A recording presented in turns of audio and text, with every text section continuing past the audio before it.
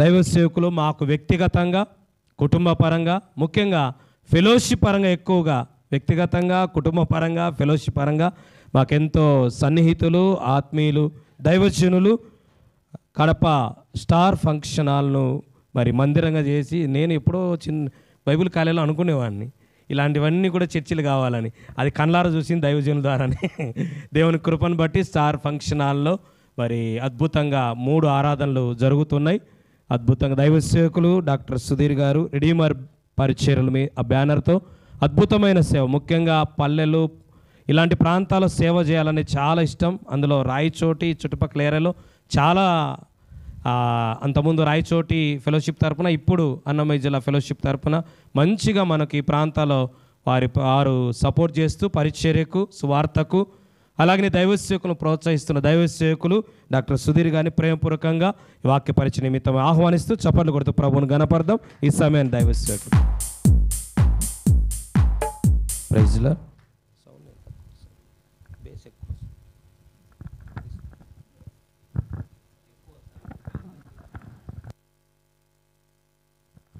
దేవునికి స్తోత్రం. హల్లెలూయా, హల్లెలూయా.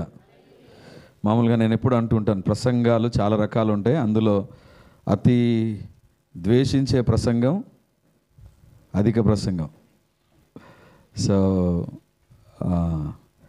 ఇప్పుడు నేనేం అధిక ప్రసంగం చేయను, కేవలం నాకు ఇవ్వబడిన సమయాన్ని సద్వినియోగం చేసుకునే ప్రయత్నమే చేస్తాను.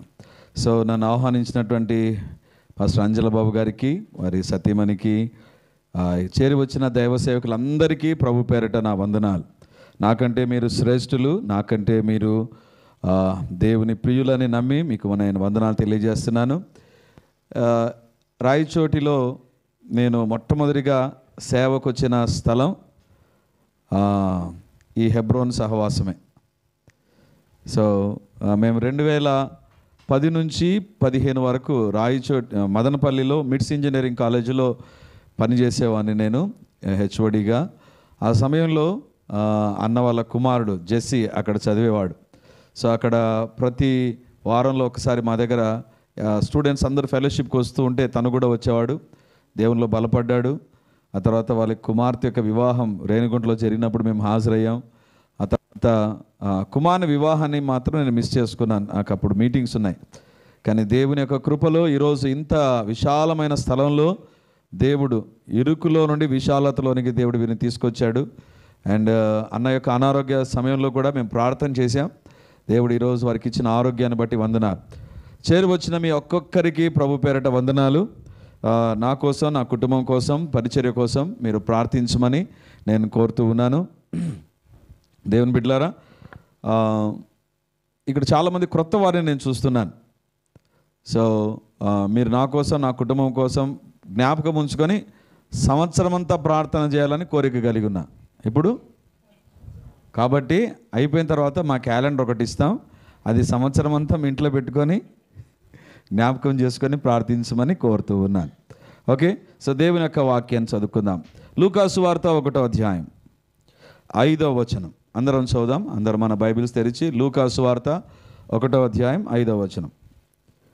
యూదయ దేశపు రాజైన హేరోదు దినములలో అబియా తరగతిలో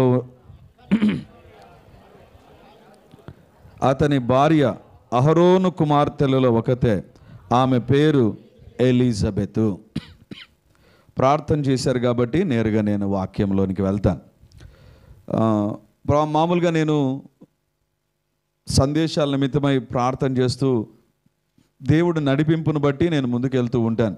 సో ఈ డిసెంబర్ నెలలో మేము ఆ పరిచర్యలో లూకా సువార్త 1వ అధ్యాయంలో నుంచే దేవుడు ఈ డిసెంబర్ 25 వరకు మాట్లాడాలనే దేవుని ప్రేరేపణకు లోబడి మేము సాగుతున్న సమయంలో అంజల బాబు గారు ఫోన్ చేశారు. ఇలా పాస్టర్స్ ఫెలోషిప్ సెమీ క్రిస్మస్ ఉంది, అందులో మీరు వాక్యాన్ని అందించాలి. సో అంజల బాబు గారు చెబుతున్నారు. వెంటనే ఎవరో నా మనసులో జకరియా యాజకుడు. దేవుని బిడ్డలారా, ఈ యొక్క లూకా సువార్త అద్భుతమైనటువంటి సువార్త. ఎందుకోసం అంటే లూకా సువార్తను మనం ఈరోజు బైబిల్లో కలిగి ఉన్నాం, కానీ వాస్తవానికి అది ఒక వ్యక్తి కొరకు రాసినటువంటిది. అందుకే లూకా సువార్త 1వ అధ్యాయంలో ఏమని ఉంటుంది? మొదటి వచనంలో, ఓ థెయోఫిలా. సో థెయోఫిలా అనే ఒక్క వ్యక్తి కోసం లూకా అనేటువంటి వైద్యుడు, లూకా శిష్యుడు కాదు, లూకా గ్రీసు దేశానికి సంబంధించిన ఒక అన్యుడు ఒక్క వ్యక్తి కొరకు రాసినటువంటిది లూకా సువార్త, అపోస్తల కార్యాలు. రెండిట్లో కూడా మనం ఫస్ట్ వర్స్లో అదే చూస్తాం, థెయోఫిలా అని. ఒక్క వ్యక్తి కోసం రాసినటువంటిది దేవుడు ఎంతగా జ్ఞాపకం ఉంచుకున్నాడండి, ఒక వ్యక్తి కోసం. ఇప్పుడు కొలస్సీ సంఘం అంటే కొలస్సీలో ఉన్న సంఘానికి రాశారు, తెస్సలోనిక అంటే అక్కడ సంఘం ఉంది. కానీ లూకా తన డేటా కలెక్షన్ ఎందుకోసం చేశాడు? ఒక్క వ్యక్తి కోసం. నాకు అనిపించింది ఆ మాట చదివినప్పుడు, అసలు థెయోఫిలా ఎవరు? థెయోఫిలా ఎవరో చరిత్ర ఇంతవరకు కరెక్ట్గా చెప్పదండి. కానీ మెజారిటీ నమ్మేది ఎవరంటే, ఆయన ఎవరో ఒక ఉన్నతమైన వ్యక్తి, ఏదో ఉద్యోగస్తుడో లేదా ప్రముఖుడో అయి ఉండవచ్చు. అందుకే ఇంత ఇన్ఫర్మేషన్ అతనికి ఇచ్చాడు అని నాకు అనిపిస్తుంది. ఒక సిన్సియర్గా ఒక్క వ్యక్తి కొరకు సేవ చేస్తే లూకా, అది దేవుడు పరిశుద్ధ గ్రంథంలో ఉంచాడు. ఒక్క వ్యక్తి కోసమే రాశాడు అది. దేవుని బిడ్డలారా, సేవ అనేటువంటిది ఏంటి తెలుసా? నువ్వు ఒక్కరికి చేస్తున్నావా సువార్త, సంఘానికి చేస్తున్నావా, లేకపోతే ఒక పబ్లిక్ మీటింగా, ఒకవేళ 1-to-1 డిస్కషనా, వాట్ ఎవర్ ఇట్ ఈస్, దేవుడు దాన్ని ఎలా చూస్తాడంటే, మనం ఏ రకంగా చేస్తున్నామో దాన్ని బట్టే దానికి విలువనివ్వడం ప్రారంభిస్తాడు. లూకా అనేటువంటి ఈ వైద్యుడు, is not a full time God servant, మనలాగా సంపూర్ణ సేవకుడు కాదు ఆయన. ఆయన వైద్య వృత్తిలో ఉంటూ ఒక డేటా కలెక్షన్ ఇది, అపోస్తల కార్యాలు. అందుకే పేరు కూడా అదే ఉంటుంది, అపోస్తల కార్యములు. ఈ యాక్చువల్గా లూకా సువార్త అని ఒరిజినల్ టెక్స్ట్లో ఉండదు, మనం గ్రంథస్థం చేసినప్పుడు దాన్ని అలా చేశారు. ఎందుకు చెప్తున్నానంటే, ఆ ఒక్క వ్యక్తి చేసిన ఒక వ్యక్తి కోసం చేసిన సేవ ఎంత విలువను దేవుడు అందించాడో ఒక్కసారి చూడమని నేను కోరుతున్నాను. అందుకే ఏ ఒక్కరూ నశించకూడదనే మనల్ని దేవుడు సేవకు పిలిచాడు. ఏ ఒక్కరు కూడా, అంటే ఇఫ్ యు నెగ్లెక్ట్ 1 person, అది ఎంత నష్టాన్ని తెస్తుందో మనం ఆలోచన చేద్దాం. ఎందుకంటే ఒక్క వ్యక్తి కోసం రాయబడినటువంటిదే ఈ యొక్క లూకా సువార్త.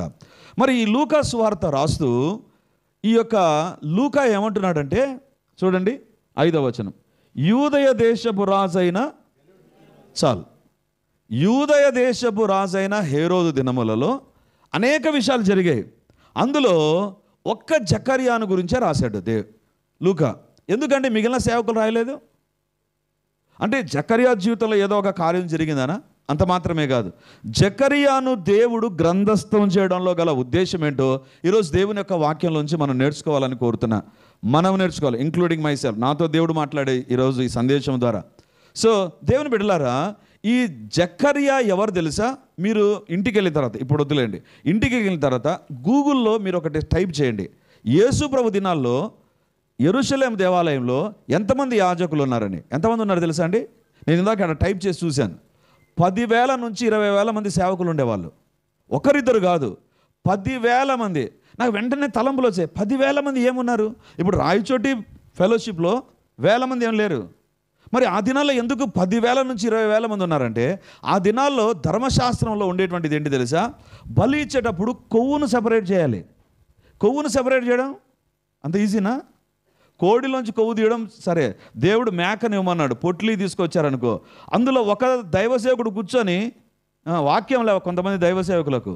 అందుకే కొంతమందికి ఆ పిలుపు కూడా ఉంటుంది, మాంసం పిలుపు కూడా కొంతమందికి ఉంటుంది. ఆ దినాల్లో ఈ దినాల్లో ఉండేటువంటిది తినే పిలుపు, ఆ దినాల్లో కోసే పిలుపు ఉంది. వాళ్ళు అదే పనిగా కూర్చొని దాన్ని సెపరేట్ పార్ట్స్ చేయడం ప్రారంభించాలి. అంటే ఒక్కొక్క వ్యక్తి ఒక్కొక్క రకమైన బలి తీసుకొని వస్తాడు. 1,000 మంది ఉండగా నా ప్రశ్న ఏంటంటే, ఒక్క జకర్యా గురించి ఎందుకు రాయబడింది? దేవుని బిడ్డలారా, ఇంకొక తలంపు ఎదుట ఉంచుతాను. బైబిల్ ఏమని చెప్తుందండి? 5వ వచనం, యూదయ దేశపు రాజైన అని ప్రారంభించి ఏమని చెప్పాలండి? హేరోదు ఎక్కడ పరిపాలన చేశాడు, ఎలాంటి పరిపాలన చేశాడు ఉండాలి. కానీ ఎవరి గురించి రాశాడు?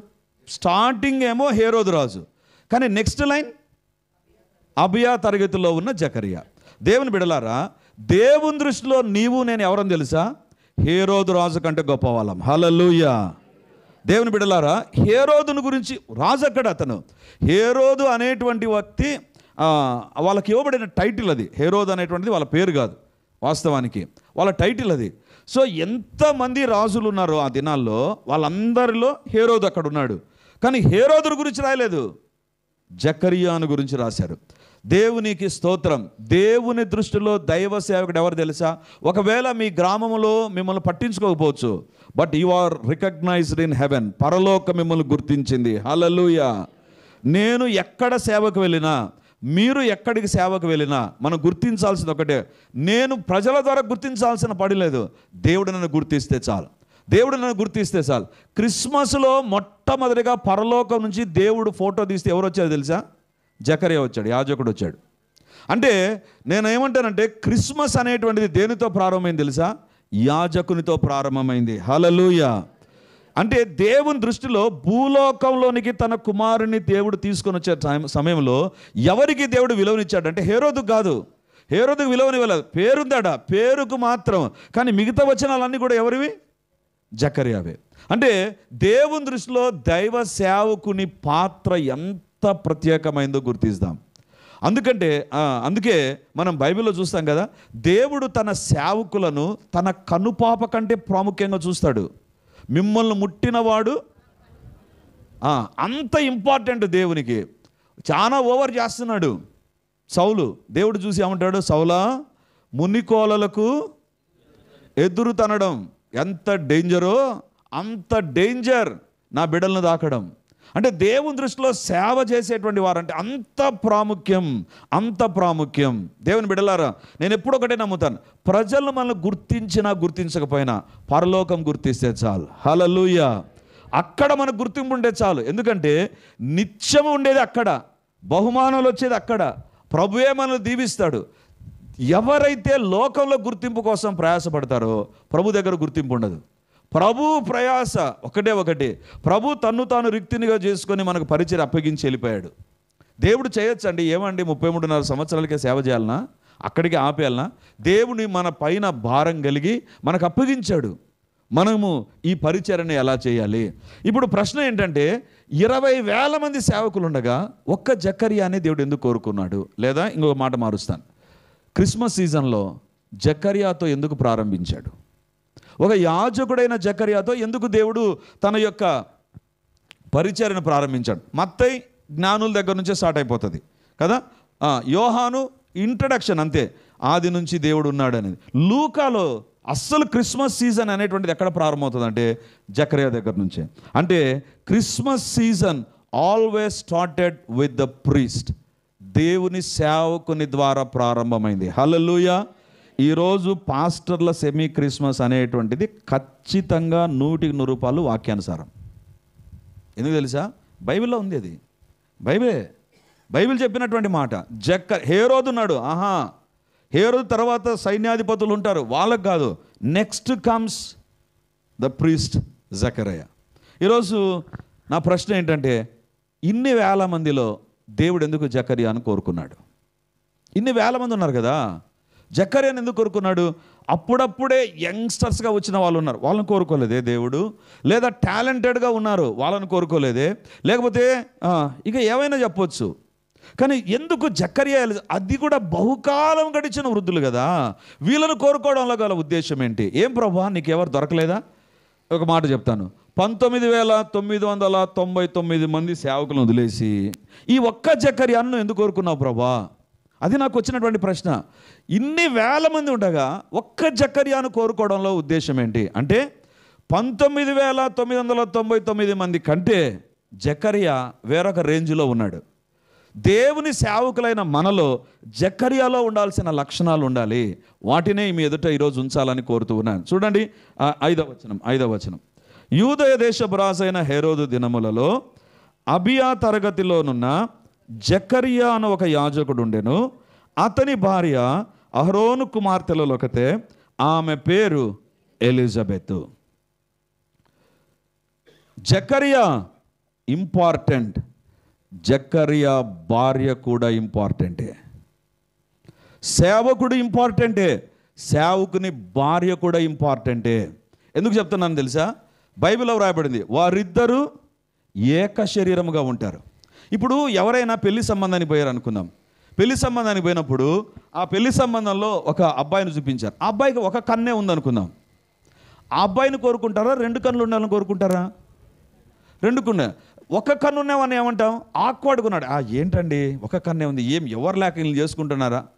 సేవలో గుర్తుంచుకుందాం, నీవు నీ భార్యతో కలిసి సేవ చేయడం దైవిక క్రమం. దైవిక క్రమం అది. ఈ దినాలు మరీ ముఖ్యంగా we are in a very dangerous టైంలోకి వచ్చేసాం మనం. సేవకుల మీద ప్రతి చిన్న విషయంలో మైక్రోస్కోపిక్ స్టడీ జరుగుతుంది. ఒక సేవకుని టచ్ చేయాలి అంటే అతని గురించిన చిట్టా మొత్తం బయటకు వస్తుందండి. మొత్తం చిట్టా బయటికి తీస్తున్నారు ఈ దినాల్లో. నేను ఒక మాట చెప్తాను, మీకు అర్థం కావడానికి చెప్తున్నాను, వేరొక దానికోసం కాదు. నేను మా మేనమామ ప్రసన్న కుమార్ గారు ఒక కారు కొన్నారండి. కారు కొంటే నాకు తెలుసు కారు కొన్నారని. సో ఆ నెక్స్ట్ ఒక నెల తర్వాత నేను ఒక చోట కూర్చున్నా. ఆయన ఏమంటారు, ఇన్కమ్ ట్యాక్స్ ఆయన ఫైల్ చేసేటువంటి ఇన్కమ్ ట్యాక్స్ ఏమనాలి, ఆయన ఆడిటర్ ఆయన దగ్గర కూర్చోను. నేను ఆయన దగ్గర కూర్చోంటే ఆయన నన్ను చూసి ఒక మాట అన్నాడు, మీ పేరేంటి సార్ అన్నాడు. నా పేరు సుధీర్. మీరు ఎందుకు మా దగ్గరకు వచ్చారు అని అడిగితే చెప్పాను, ఇట్లా ఇన్కమ్ ట్యాక్స్ అనేటువంటిది ఉంటుంది కదా, దానికి ఫైల్ చేయాలి కదా అంటే, కానీ మిమ్మల్ని ఎక్కడో చూశాను సార్ అన్నాడు. ఎక్కడ చూసారు మీరు? ప్రసన్న కుమార్ తెలుసాను. ప్రసన్న కుమార్ ఏమవుతాడు మీకు అన్నాడు. అంటే నేనుండి నాకు మేనమామ అవుతారన్న. అవునా, ఆయన కారు కొన్నాడంట కదా, ఆయన పలానా షాప్లో కొన్నాడంట కదా, దానికి ఇంత ఖర్చు అయిందంట కదా. నేను షాక్ అయిపోయినా. మీకెలా తెలుసా అండి? ఆడిటర్స్ అండి, అన్నీ మా దగ్గరికి ఇన్ఫర్మేషన్ వస్తుంటాయి, అందరూ మాట్లాడుకుంటుంటారు. ఎందుకు నేను చెప్తున్నానంటే, ఒక సేవకుని గురించి, ఒక సేవకుని కుటుంబాన్ని గురించి చిట్టా లాగుతున్నారు ఇది నానా. ఈరోజు మనము ఎంత జాగ్రత్తగా పరిచర్య జరిగించాలనో అంత జాగ్రత్తగా. ఇక్కడ బైబిల్లో వ్రాయబడింది, జకర్యా గురించి మొదటి, నెక్స్ట్ జకర్యా భార్యను ప్రక్కన పెట్టలేదు దేవుడు. జకర్యా భార్య పేరేంటి, ఆమె ఎవరి కుమార్తె, ఆమె బ్యాక్గ్రౌండ్ ఏంటి, దేవుడు అక్కడ ఉంచుతుంటున్నాడు.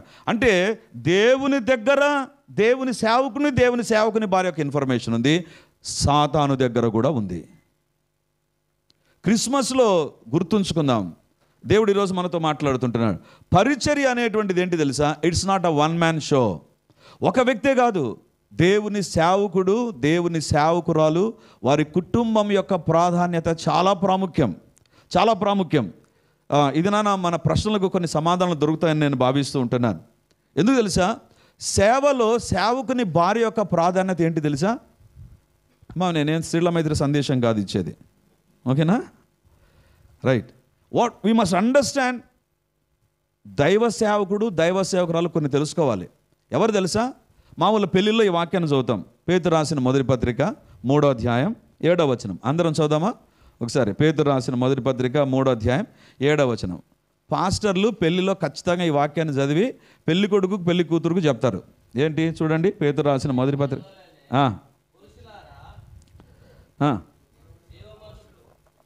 ఏం బ్రదర్ ఆగిపోయినారు పురుషురాలా అని?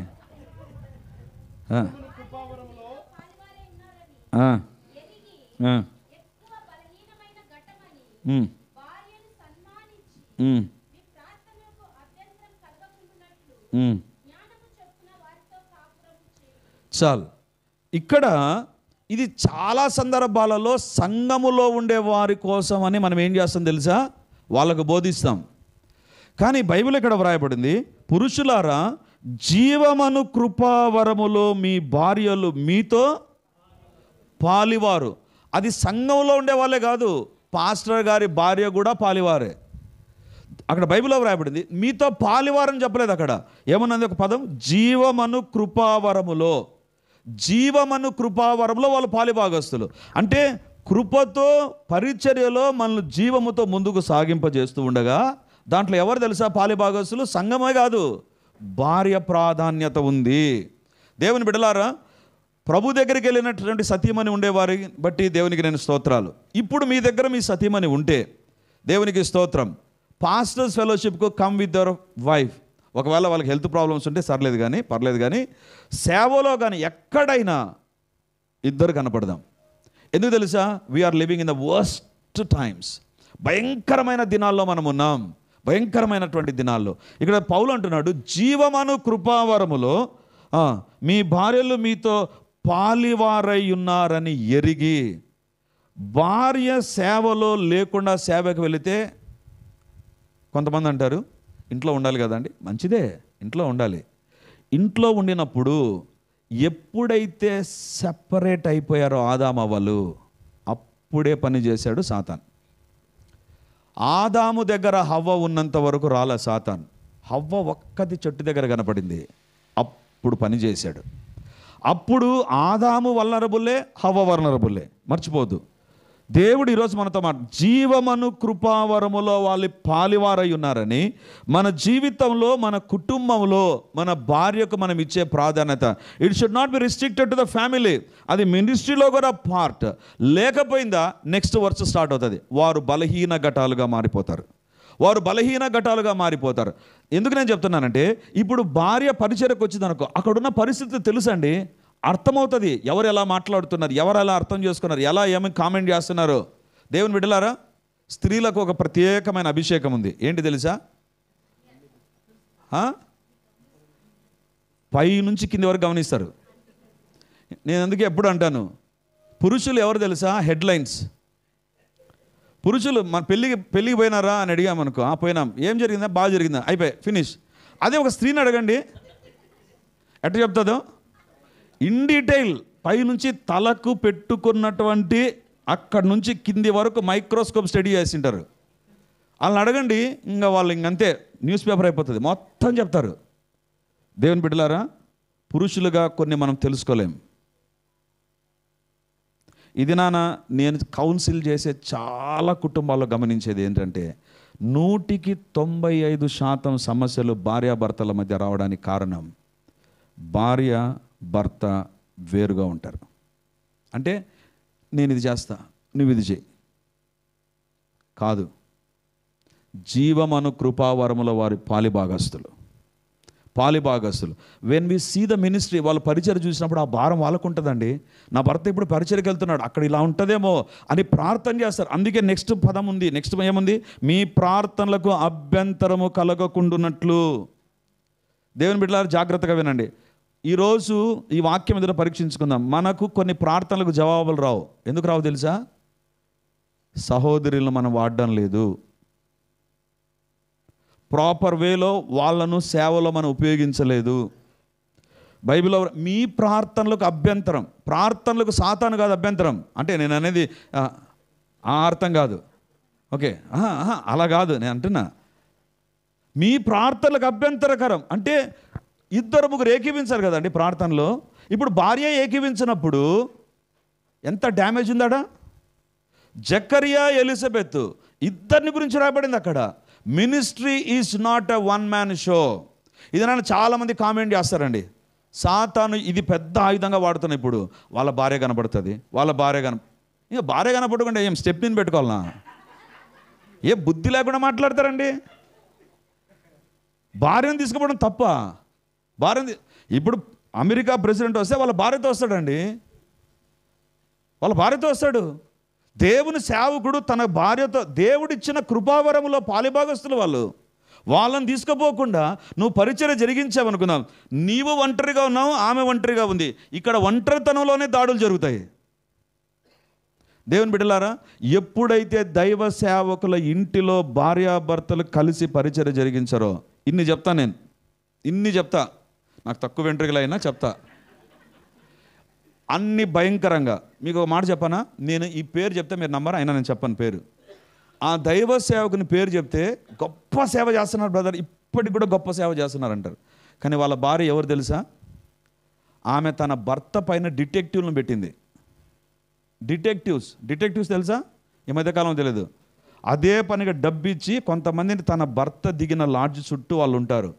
తన భర్త సేవకు పోయినప్పుడు అక్కడ ఉంటాడు. డిటెక్టివ్లను పెట్టి తన భర్త ఎలాంటి వాడు అనేటువంటిది చూసినటువంటి స్త్రీ. ఎందుకు? ఒంటరిగా సేవ ప్రారంభించి నేను అక్కడికి సేవ పోతా, ఇక్కడికి సేవ పోతున్నా. నేను అనేటువంటిది నేను ప్రతి సందర్భంలో అని చెప్పాను. వీలున్నప్పుడు భార్యను తీసుకుపోవాల్సిన స్థలంలో తీసుకొని పోదాం. అది దేవుడు కోరుతున్నాడు. ఇందుకే ఇక్కడ జకరియా గురించి రాయబడింది, ఎలిజబెత్ను కూడా గురించి రాయబడింది. ఎందుకంటే జీవమను కృపావరముల వారి పాలి భాగస్తులు. లేదా మన ప్రార్థనలకు కుటుంబంలోనే బ్రేక్ పడుతుంది. ఒకవేళ కొంతమంది దైవసేవకులు అనుకోవచ్చు, ఇంతవరకు నేను ఎప్పుడు తీసుకుపోలేదు కదా, కొత్త సంవత్సరంలో కొత్త తీర్మానాలు చేసుకుంటాం కాబట్టి పాస్టర్లంగా కొత్త తీర్మానం చేసుకుందాం. సాధ్యమైనంత వరకు ఇప్పుడు మీ భార్య ఇంటికి వచ్చి నేను టైర్డ్ అయిపోయినానంటే ఏం సేవ చేసినావంటది, అదే బండిలో తీసుకుపోండి, ఆమెకు తెలుస్తుంది, ఖచ్చితంగా ఏకీభవిస్తుంది. అవును నా భర్త, ఎందుకు, లెట్ దెమ్ అండర్స్టాండ్. దేవుని బిడ్డలారా, మీలో నాలో భార్యను ప్రక్కన పెట్టి నేను సేవ చేయాలనుకోవడం అది చాలా చాలా వాక్య విరుద్ధం. మిమ్మిద్దరిని జతపరిచాడు, లేకపోతే మీరు ఒంటరిగానే సేవ చేయమని మేము పిలిపించేవాడు. అలా ఒంటరిగా సేవ చేస్తున్నారా, ఓకే, వెల్ అండ్ గుడ్, ఒంటరిగా సేవ చేయండి. కానీ ఇక్కడ జకరియా ఎలిజబెత్తులు వీరిద్దరు దేవుని బిడ్డలారా, జీవమను కృపావరములో మీ భార్యలు మీతో పాలివారై ఉన్నారని ఎరిగి ఎక్కువ బలహీన ఘటమని భార్యను భార్యను సన్మానించాలి.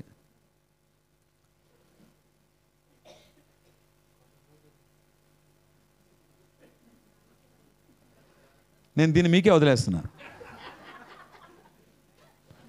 మీ అవసరతలను బట్టి, మీ అనుకూలతలను బట్టి. నా ప్రశ్న ఏంటంటే, ఎందుకు అది రాశారు? భార్యను సన్మానించమని ఎందుకు రాశారండి? రాయాల్సిన పని ఏముంది? ఎవరికి సన్మానం చేస్తాం? ఎవరైనా ఇప్పుడు మన క్రికెట్లో, ఉమెన్ క్రికెట్లో కడపలో ఒక అమ్మాయికి భారీ సన్మానం చేశారు. కడప ఎర్రగుంట్లలో నుంచి ఆ అమ్మాయి ఉమెన్ క్రికెటర్గా వికెట్స్ తీసింది, ఆ అమ్మాయికి సన్మానం. నేను ఎప్పుడు ఈ మాట మీ ఆలోచనకు వదిలేస్తా. స్త్రీ ఒక మ్యానుఫ్యాక్చరింగ్ యూనిట్, పురుషుడు మ్యానుఫ్యాక్చరింగ్ యూనిట్ కాదు. స్త్రీ గర్భములో నీ పరిచర్యకు అవసరమైనటువంటి టూల్స్ రెడీ అవుతాయి. అర్థమైందనుకుంటా. గర్భఫలము యెహోవా ఇచ్చు బహుమానమే, కానీ అది ఎక్కడ తయారవుతుంది?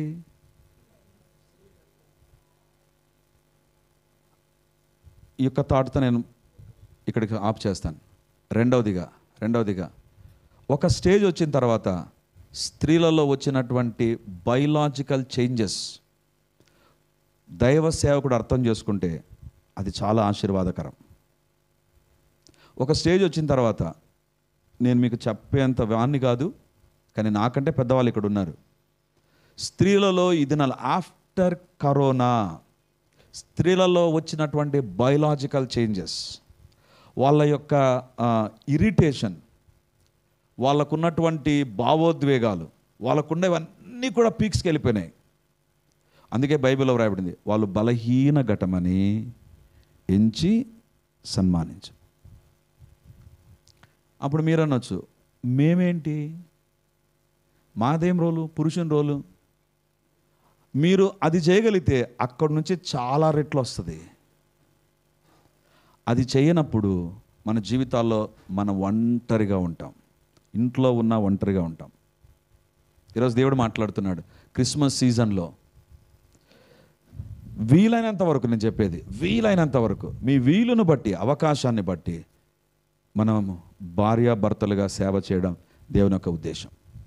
లేకపోతే ప్రార్థనలకు అభ్యంతరకరం, బలహీన ఘటం. ఎక్కడి నుంచి సమస్య వచ్చినా ఎదుర్కొంటాడు దైవ సేవకుడు. కుటుంబంలో నుంచి సమస్య వచ్చిందంటే దైవ సేవకుని చేత కాదు. ఆ మాటకు వస్తే ఎవరి చేత కాదు. ఎంత జాగ్రత్తగా మన కుటుంబాన్ని కాపాడుకోవాలో అంత కాపాడుకోవాలి. అయినా ఎంత నువ్వు ప్రార్థన చేసినా సాతాను విపరీతంగా దాడి చేస్తున్నాడు. ఈ మధ్యకాలంలో ఒక వీడియో మీరు చూసింటారు అనుకుంటాను. ఆ వీడియో మీకు షేర్ అయిందో లేదో నాకు తెలియదు. ఇది ఏమనాలి, లాస్ట్ టైం ప్రయాగాలో జరిగింది కదా కుంభమేళ.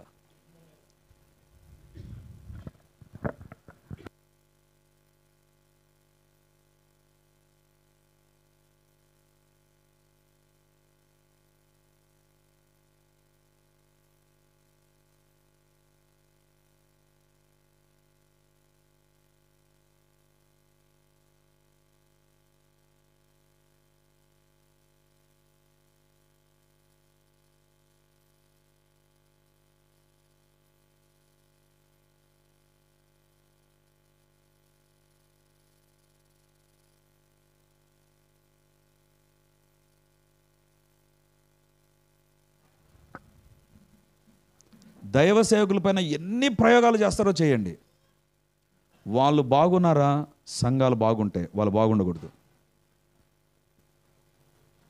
ఇప్పుడు భార్యాభర్తలు ఇద్దరు కూర్చొని ప్రార్థించలేకపోతే సేవ ఏ రకంగా ఉంటుంది? అందుకే జకరియా ఎలిజబెత్ ఇద్దరిని గురించి రాయబడింది ఇక్కడ.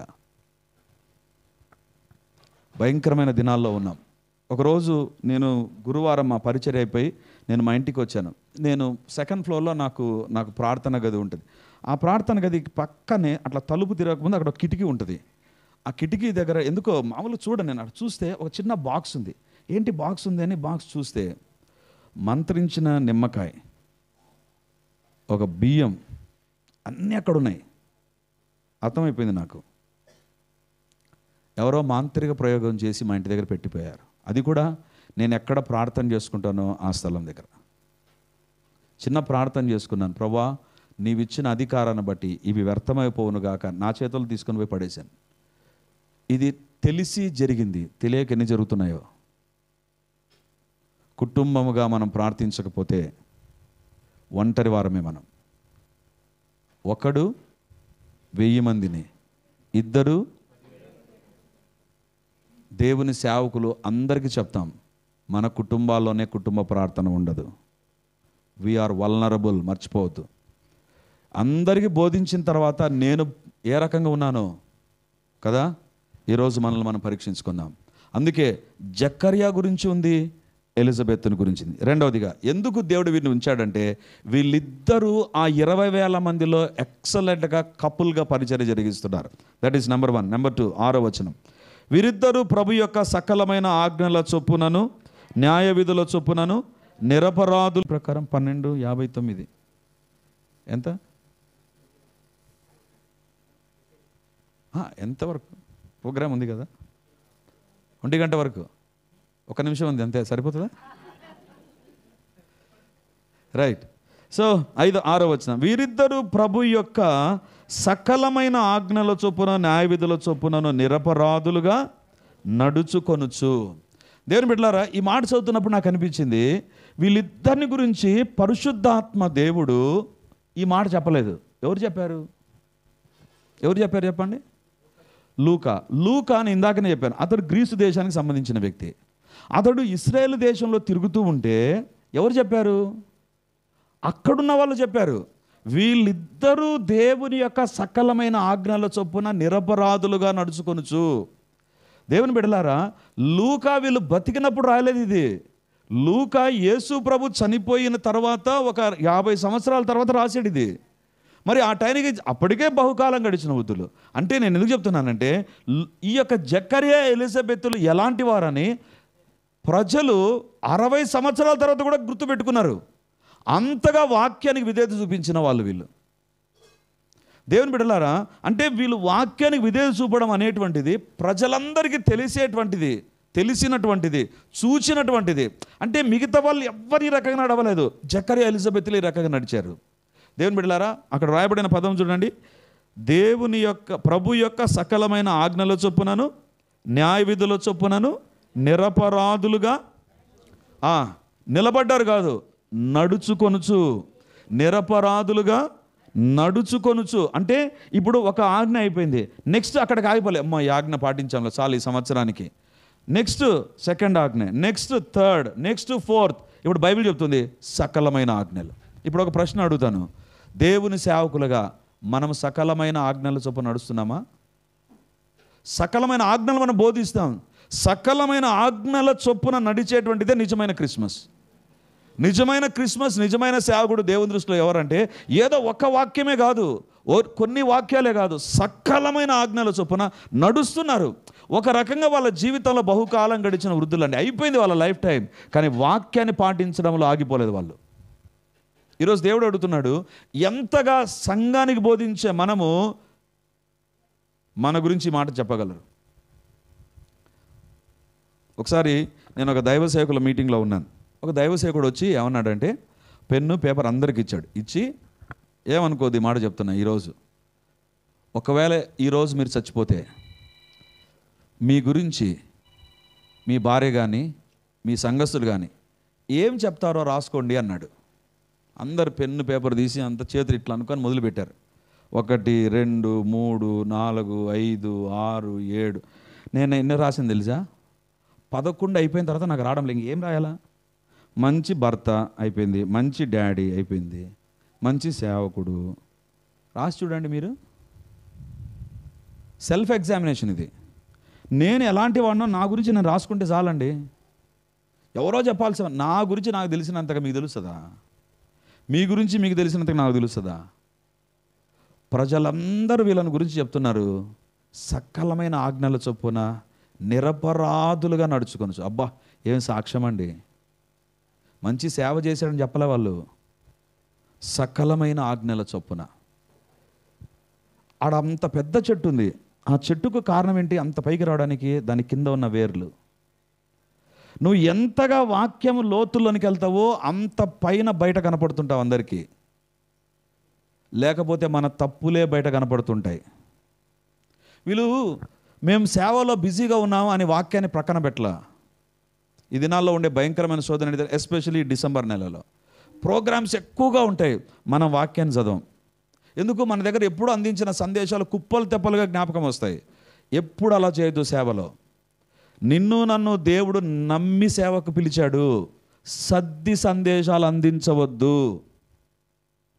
నీ దగ్గరికి నీ ఇంటికి వచ్చిన వాళ్ళకి ఫ్రిడ్జ్లో తీసినటువంటి పెడితే నెక్స్ట్ టైం నీ ఇంటికి రారు వాళ్ళు. నీ ఫ్రిడ్జ్లో తీసి పెట్టండి, వస్తారేమో, రారు. అప్పుడప్పుడు వండాలి. అందుకే కదా వెనక పెట్టారు వంట అందుకే పెట్టారు కదా. మనం ఏం చేస్తాం? ఆదివారం ఏదో ఒకటి. ఒక దైవ సేవకుని గురించి వాళ్ళ సంఘస్థులు నా దగ్గరకు వచ్చి ఏమని చెప్పారు తెలుసా? అన్న, మా దైవ సేవకుడు వాక్యం చెప్తాడన్నా, దాని విషయం మీరు ఖచ్చితంగా ఆయనతో మాట్లాడాలి.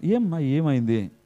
స్టేజ్ పైకి ఎక్కుతాడంటే, ఈరోజు దేవుడు నాకు మాట్లాడిన వాక్యం అని వాక్యం చదువుతాడంట. చదివిన తర్వాత ఇప్పుడు ఏదో ఒకటి చెప్పాలనుకుంటాడు. ఆ వచనము ఎక్కడుందో నాకు తెలియదు, సంఘం మీరు ఎతకండి అంటాడు.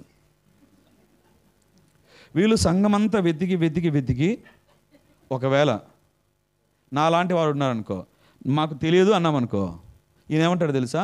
ఇది నెక్స్ట్ వీక్ చెప్తానని నెక్స్ట్ పాయింట్కి వెళ్ళిపోతాడు. నాకు అనిపించింది, ఇంత దారుణం చేస్తున్నాడు ఆయన.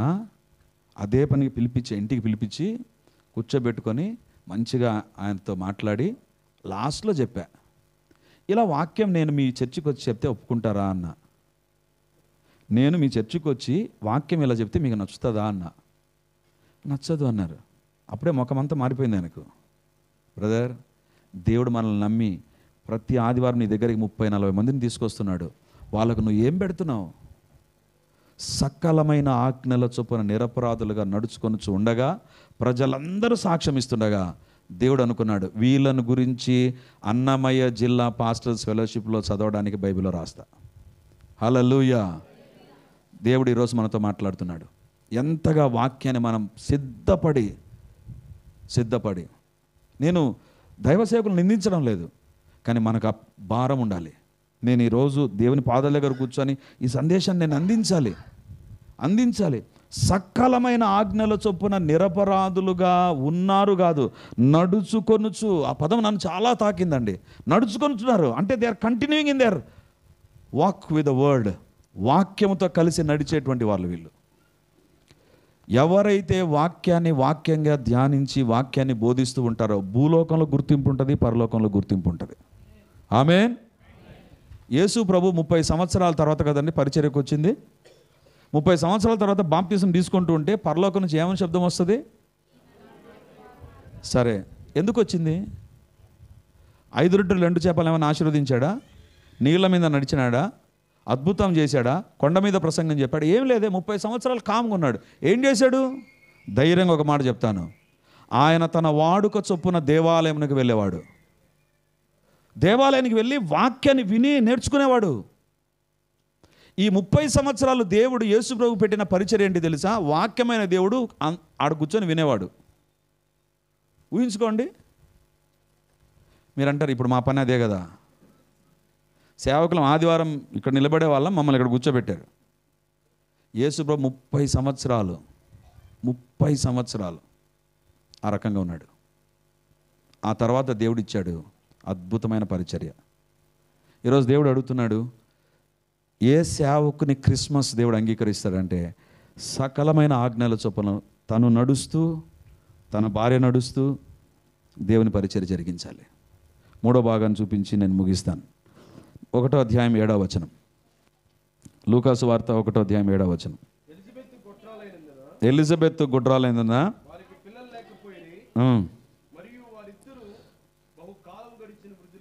చాలు. వీళ్ళు దేవుని యొక్క సకలమైన ఆజ్ఞల చొప్పున నడుస్తూ 20,000 మందిలో ది బెస్ట్ అయినప్పుడు దేవుడు ఎందుకు వీరికి సంతాన దీవెన ఇవ్వాల? గుర్తుంచుకుందాం. కొన్ని సందర్భాలలో సేవలో ఒక్క ఏరియాలో ఇందాక అన్న చెప్పినట్టు నో అనేటువంటిది కనపడుతూ ఉంటుంది. నో ఉంటుంది, అన్ని ఎస్లు ఉండవు. సకలమైన ఆజ్ఞల చొప్పున నడుస్తున్నారు, యాజక ధర్మం ఉంది, క్రమంగా యాజక ధర్మం జరిగిస్తున్నారు, ఇద్దరు దేవుని దృష్టిలో నీతిమంతులుగా ఉన్నారు, అంత బాగుంది. కానీ ఇంత బాగున్న వీళ్ళ జీవితంలో సంతాన దీవెన దగ్గర నో ఉంది. పరిచర్యలు ఎప్పటికీ గుర్తుంచుకుందాం, ఒక చోట నో కనబడుతూనే ఉండాలి. ఎందుకు తెలుసా? అది చాలా మంచిది. అస్సలైన సేవకుడు సేవకురాలు ఆ నో దగ్గర కనపడతాడు. అన్నీ బాగున్నప్పుడు సేవ చేయడం ఎవరైనా చేస్తారండి. అందుకే నేను ఇప్పుడు అంటాను, అన్ని కట్టెల దగ్గర కట్టె మండడం గొప్ప కాదు. అన్ని కట్టెల్లోంచి ఒక కట్టె బయట పెట్టినప్పుడు ఆ కట్టె మండాలి. అందరితో కలిసి హల్లెలూయా చెప్పడం వెరీ వెరీ ఈజీ. కానీ నీ నో దగ్గర నిలబడతావు చూసావా, అది అస్సలైంది. దేవుడు వీరికి అన్నీ ఇచ్చాడు. సకలమైన ఆజ్ఞల చొప్పున నడుస్తున్నప్పుడు సకల దీవెనలు కలగాలి, మిగతా అన్నీ ఉన్నాయి. కానీ ఒక్క సంతాన దీవెన లేదు. సేవలో కొన్ని ఏరియాస్ మనకు ఉంటాయి. అంటే ఎవరో ఒక వ్యక్తి ఎంత ప్రార్థన చేసినా మారడు, అది ఏరియా అట్లే ఉంటుంది. ఏదో ఒకటి అడుగుతూ ఉంటాం కదా. ఇందాక అన్న చెప్పినారు, మేము ఎప్పటి నుంచో అడుగుతున్నాం, దేవుడు ఇప్పుడు ఇచ్చాడు. దేవుని తెలుసు ఇక్కడ అన్నమయ్య జిల్లా పాస్టర్స్ ఫెలోషిప్ పెట్టాలి అంటే ఇక్కడ ఒక స్థలం కావాలి, అందుకోసం పెట్టాడు. ఆడ అన్నమయ్య జిల్లా ఏర్పడాలి, అంతే కదనా. ఇప్పుడు అప్పుడు మనకు అర్థం కాదు. మా పరిచర్లో జరిగింది చెప్తాను. 2 months బ్యాక్ మాకు 2వ శుక్రవారం ఆల్ నైట్ ప్రేయర్లో మేము ప్రార్థన చేస్తున్నాగా స్టేజ్ పైన నేను మోకాల్లోని ప్రార్థన చేస్తున్నా, సంఘం కింద ప్రార్థన చేస్తున్నారు. మా దాంట్లో వాక్యం తక్కువ ఉంటుంది, ప్రార్థన ఎక్కువ ఉంటుంది. ప్రేయర్ అంటే ప్రేయరే, అంత ప్రేయర్ ఉంటుంది. ఒక 40 నిమిషాలు వాక్యం చెప్తాను, మిగతా సమయం అంతా ప్రార్థన, పాటలు ఉంటాయి. సరే ప్రార్థన చేసుకుంటుండగా సడన్గా దేవుని ఆత్మ నాతో మాట్లాడుతూ ఈ ప్రాంతాన్ని ఏసీ యూనిట్ చేయి అన్నాడు. ఫస్ట్ నేనే ఒప్పుకోలేం, నో ప్రభా అన్న. ఏసీ యూనిటా?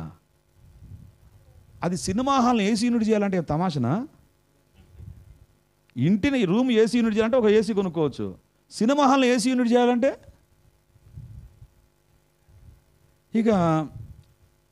ఇక నాకు స్టేజ్ పైన నేను అటు ప్రార్థన చేస్తూ దేవునికి నో చెప్పేసాను. ఇదేంది ప్రభు, ఇది ఏసీ యూనిట్ ఏమి నా సొంతది, అది ఏమన్నా నేను దాంట్లో రెంట్ కట్టి ఉన్నా, దాన్ని ఏసీ యూనిట్ చేయమంటావు ఏంటి?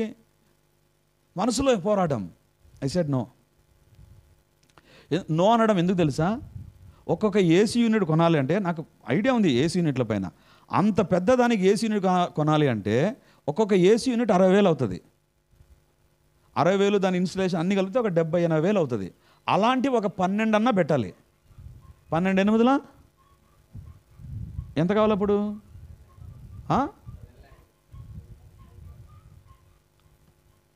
10 lakhs కావాలి. నా క్యాలిక్యులేషన్ అది. అందుకే నేను అన్నా, వద్దు ప్రభా, ఏసీ వద్దు ప్రభా. ఇక దేవుడు కొన్ని సందర్భాల్లో మెడ వంచి సెట్ చేస్తాడు తెలుసా. సేవకులకు మనకు తెలిసి ఉంటుంది. ఓవర్ చేసినప్పుడు దేవుడు మెడ వంచి యాకోబుని తొడగేయడం గూటి మీద కొట్టినట్టుగా ఇంకా ఆ రోజు రాత్రి ఒప్పుకున్న, ప్రభా సరే ప్రభా అనౌన్స్ చేశా, విశ్వాసంతో అనౌన్స్ చేసేసా. దేవుడి ప్రాంతాన్ని ఏసినట్టు చేయమని అంటే అందరు సపోర్ట్లు కొట్టారు, ఓ అని సపోర్ట్లు కొట్టారు. ఎవరన్నా ముందుకు వచ్చి నేను ఇస్తామని చెప్పలా, అందరు సపోర్ట్లు కొట్టినారు. అంటే ఇది సపోర్ట్లు కొట్టే బ్యాచే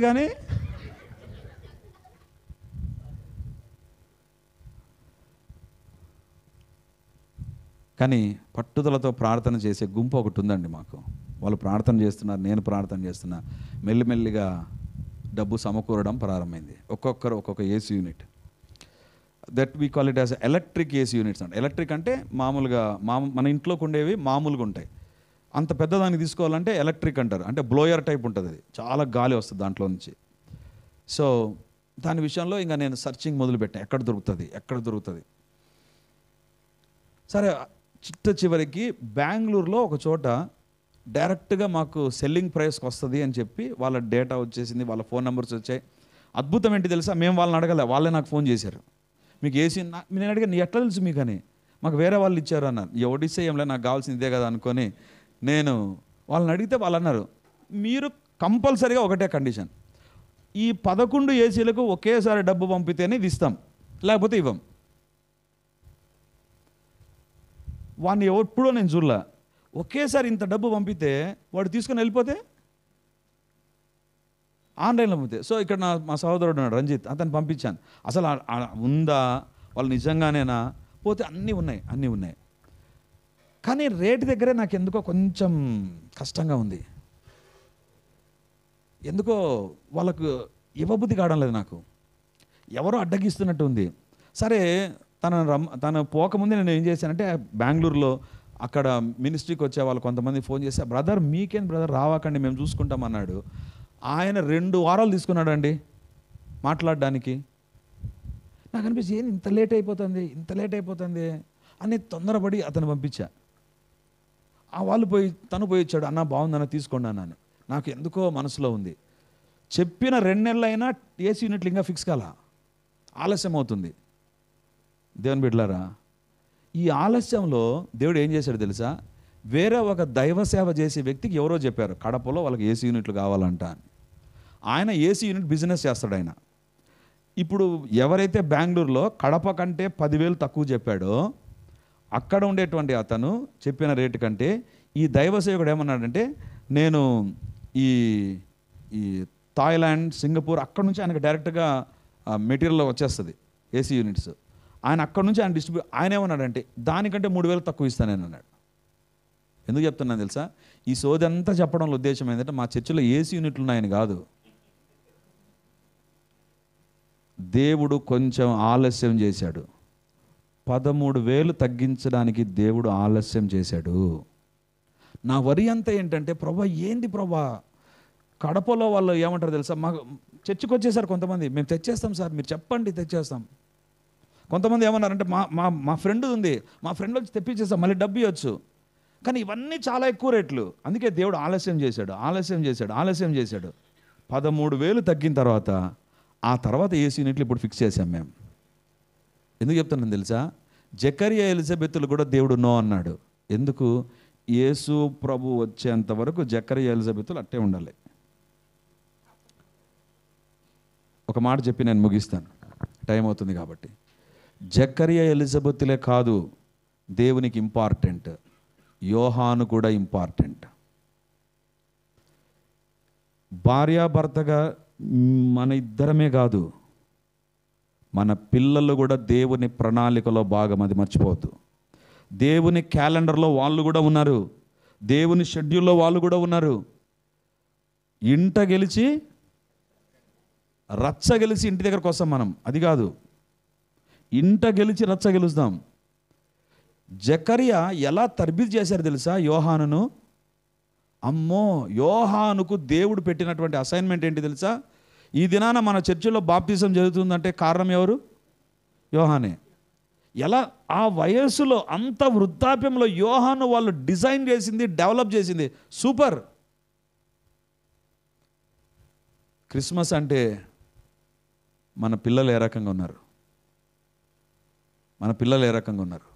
అందుకు దేవుడు వాళ్ళని గురించి రాశాడు. నాకు అనిపిస్తుంది, దేవుడు వాళ్ళకు నో అని చెప్పకనే చెప్పాడు.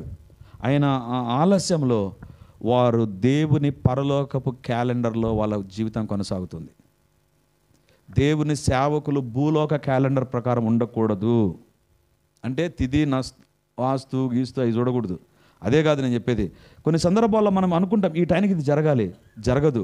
పరలోక క్యాలెండర్ ప్రకారం మనకు జరగాలి. ఒకవేళ ఈ సంవత్సరంలో మనం ప్రార్థన చేసిన కొన్ని దానిల కోసం ఏదో ఒకటి రాలేదా, వరీ నాట్, చింతనే వద్దు. ప్రభా మేము మీ సేవకులం, ఏది ఉత్తమం మీకు తెలుసు ప్రభా. దేవుని సేవకులకు వచ్చే ఒక శోధన కూడా చెప్తాను. నీ సేవ నుంచి కొంతమంది వెళ్ళిపోతారు, అస్సలు వరి కావద్దు. సాతాను దానిపైన దృష్టి పెట్టి సావుగొడతాడు నిన్ను. అయ్యో ఎందుకు ఇలా జరిగింది, ఎందుకు ఇలా దానిపైన దృష్టి నుంచి మిగిలిన గొర్రెలు మనం మర్చిపోతాం. మిగిలిన గొర్రెలను కాదు, అసలు రాని గొర్రెలను మర్చిపోతాం. సేవలో ఉండాల్సిన లక్షణం ఏంటంటే, ఎవరైనా రాలేదా ప్రార్థన చేద్దాం, తిరిగి రావడం దేవుని చిత్తమైతే వస్తారు. రాలేదా లక్షల ఆత్మలు నశించిపోతున్నాయి, దాన్ని చూద్దాం. లక్షల ఆత్మలు నశించిపోతున్నాయి. జకరియా ఎలిజబెత్లు వాళ్ళకు రాండాన్ని చూసి బాధపడలే, వాళ్ళు దేవుని సేవ చేస్తూనే ఉన్నారు. అందుకు బైబిల్లో వాళ్ళకి ఇచ్చిన దేవుడు ఇచ్చిన శ్రేష్టమైన ఆశీర్వాదం ఏంటి తెలుసా? బైబిల్లో రాయడం కాదు. మీ బైబిల్ తెలుగు బైబిల్ తెరవండి చూద్దాం. 7వ వచనం. తెలుగు ట్రాన్స్లేషన్ నేను ఎందుకు ఇష్టపడతానంటే ఈ ఒక్క వచనాన్ని బట్టే. 7వ వచనం.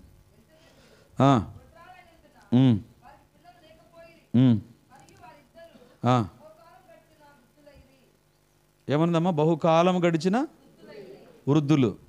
ఏమన్నది మీ బైబిల్? వృద్ధులే ఉందా, ఇంకేమనుందా? ఇంకా ఏమన్నా అని అడుగుతున్నా. ఏం లేదా? బ్రాకెట్ ఉంది, ఉందా? అందరు తెలుగు బైబిల్లో ఉందా? ఇప్పుడు నా ప్రశ్న ఏంటంటే, ఆ బ్రాకెట్ ఎందుకుంది?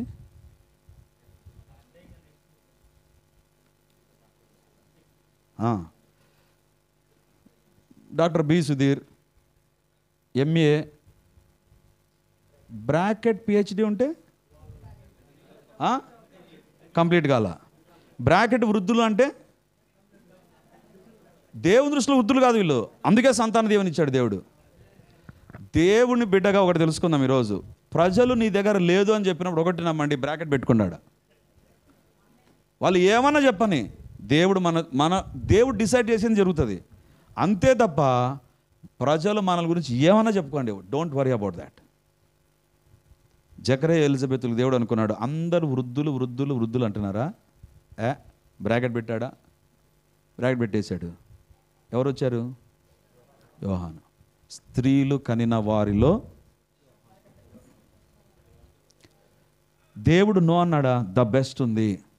దేవుడు ఆలస్యం చేశాడా? దేవుడు ఒకటి మనం అనుకున్నది ఈ సంవత్సరంలో ఏదో ఒకటి జరగలేదా? ప్రార్థన చేసినా ప్రయత్నం చేసిన జరగలేదా? Worry not.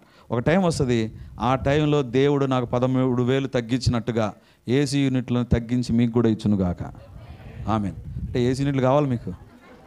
అందరం లేచి నిలబడదాం. దేవుడు